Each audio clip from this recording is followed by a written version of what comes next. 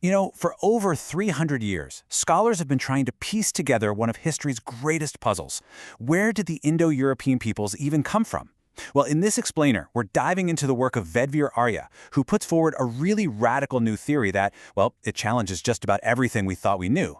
So this is the big question, isn't it? It's not just about finding a dot on a map. We're talking about the cradle of this massive family of languages and cultures that stretches all the way from India to Ireland. The answer has been debated for centuries. But what if? What if the entire framework we've been using to even look for it is fundamentally flawed? And right here is where things get wild. On the left, you see the conventional timeline that you'd find in most textbooks. It places the start of Indo-European civilization around 4000 BCE. But the work we're looking at today, it argues for a history that goes way, way deeper, pushing the origins back an incredible 10,000 years to around 14,000 BCE. I mean, that's not just a small tweak, that's a complete rewrite of ancient history. So you've got to be asking, how could there be such a massive gap?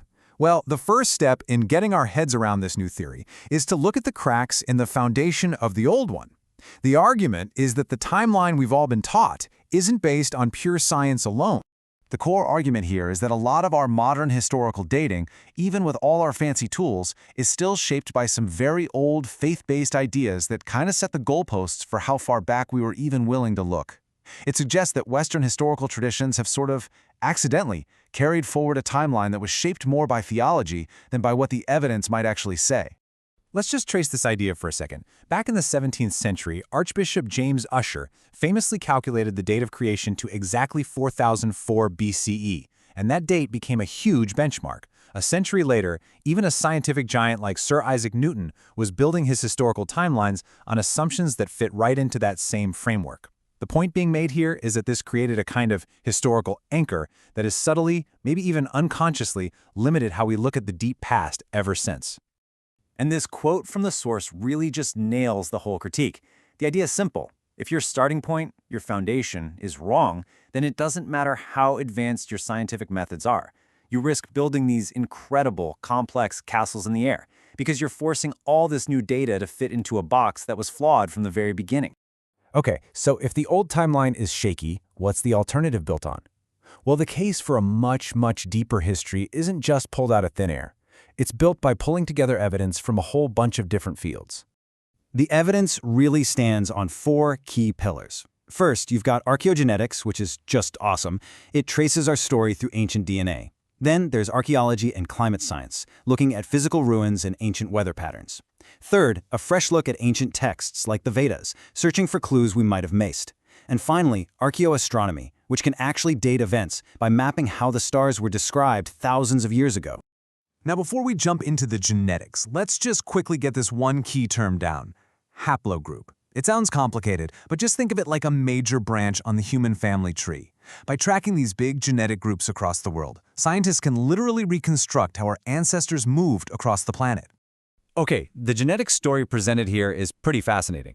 According to the source material, key haplogroups that are really common in India, like R1a and J2, are found spread all across West Asia and Europe.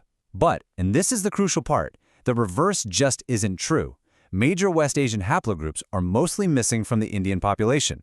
The argument is, if there had been some big migration into India, you'd expect to see those genetic markers. The fact that they're not there suggests a one-way street, with a migration flowing out of India. This revised genetic story then helps anchor a whole new archaeological timeline. At the very far end, around 14,000 BCE, we have things like the R1b haplogroup found in ancient remains in Italy. Then the ancient Vedic texts are placed before the Younger Dryas. That was a massive 1,000-year-long cold snap that changed the world.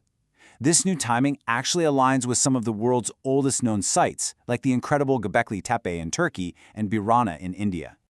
And here's a super cool piece of evidence from those ancient texts. The Rig Veda, one of the oldest scriptures in the world, actually talks about a species of horse with 34 ribs. Now, why does that matter? Well, that specific horse, Equus sivalensis, is extinct, and it's believed to have vanished during that Younger Dryas climate chaos. So the argument goes, for the writers to have known about it so precisely, they must have been living and writing before it disappeared. So, when you start putting all this evidence together, the genetics, the archaeology, the clues in the texts, it leads to a really bold conclusion, one that basically flips the conventional story right on its head. So instead of a migration into India, this theory proposes multiple waves of people flowing out of the Sapta Sindhu region in what's now northwestern India.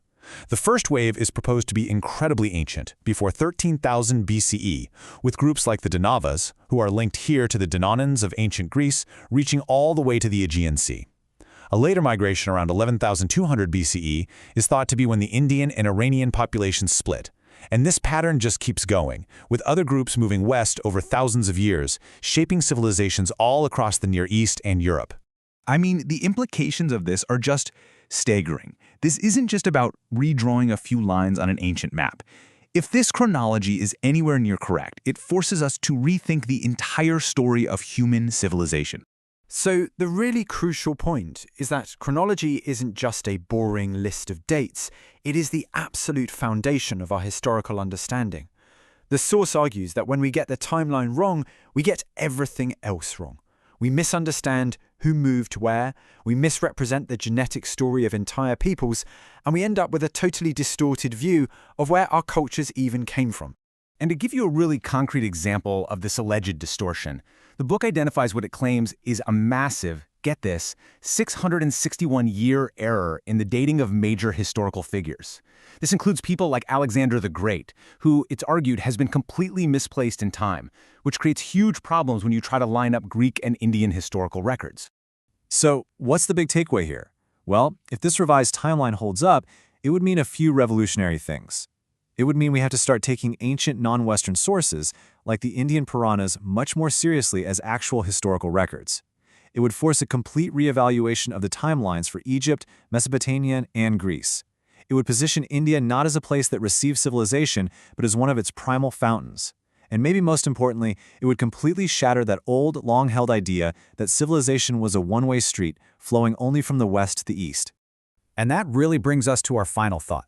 This whole theory, whether you find it totally compelling or completely controversial, forces us to face a really powerful idea. Our understanding of the deep past is not set in stone.